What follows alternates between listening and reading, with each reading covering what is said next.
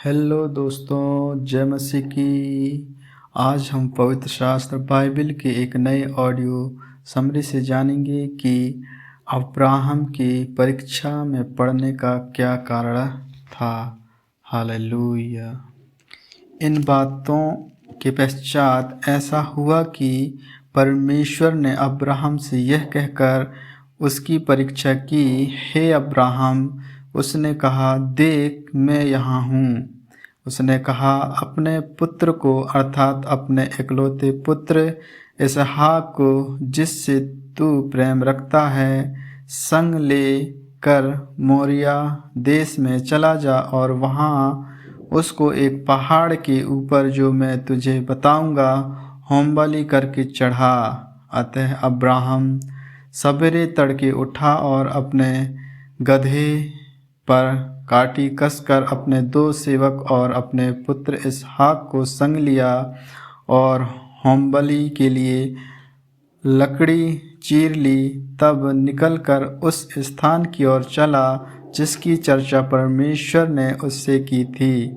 तीसरे दिन अब्राहम ने आंखें उठाकर उस स्थान को दूर से देखा और उसने अपने सेवकों से कहा, गदहे के पास यहीं ठहरे रहो, यहाँ लड़का और मैं वहाँ तक जाकर और दंडवत करके फिर तुम्हारे पास लौट आएंगे। तब अब्राहम ने होमबलि की लकड़ी ले अपने पुत्र इसहाक पर लादी और आग की छुरी को अपने हाथ में लिया और वे दोनों एक साथ चल पड़े। इसहाक ने अपने पिता अब्राहम से कहा, हे मेरे पिता। उसने कहा, हे मेरे पुत्र, क्या बात है? उसने कहा, देख, आग और लकड़ी तो है, पर होमबलि के लिए भेड़ कहाँ है? अब्राहम ने कहा, हे मेरे पुत्र, परमेश्वर होमबलि की भेड़ का उपाय आप ही करेगा। और वे दोनों संग संग आगे चलते गए।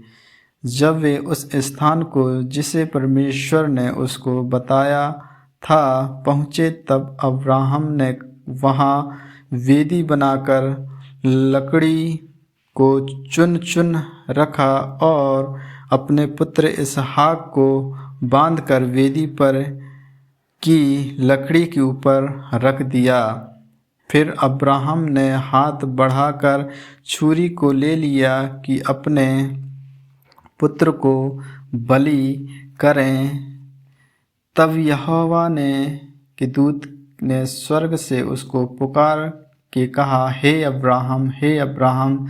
उसने कहा, देख मैं यहाँ हूँ। उसने कहा, उस लड़के पर हाथ मत बढ़ा और न उससे कुछ कर, क्योंकि तूने जो मुझसे अपने पुत्र वरन अपने इकलौते पुत्र को भी नहीं रख छोड़ा, इससे मैं अब जान गया कि तू परमेश्वर का भय मानता है।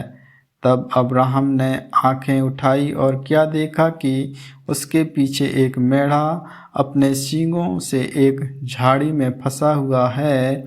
अतः अब्राहम ने जाके उस मेढ़े को लिया और अपने पुत्र के स्थान पर उसे होमबलि करके चढ़ाया। अब्राहम ने उस स्थान का नाम यहोवा यीरे रखा। इसके अनुसार आज तक भी कहा जाता है कि यहोवा के पहाड़ पर उपाय किया जाएगा।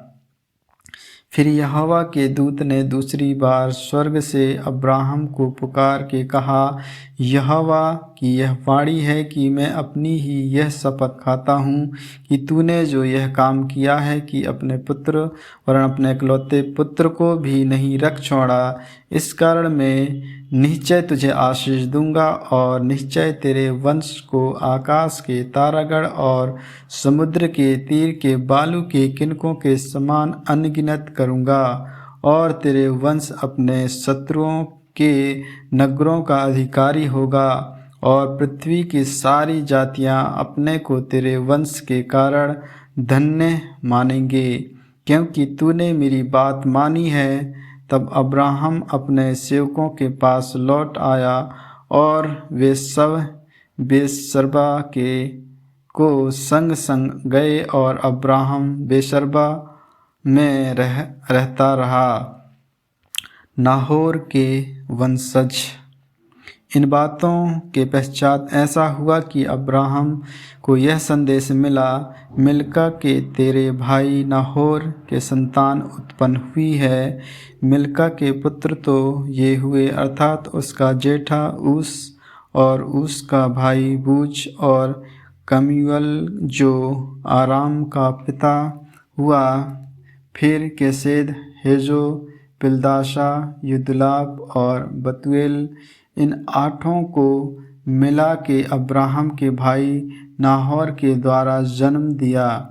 और बेतुएल से रिबका उत्पन्न हुई।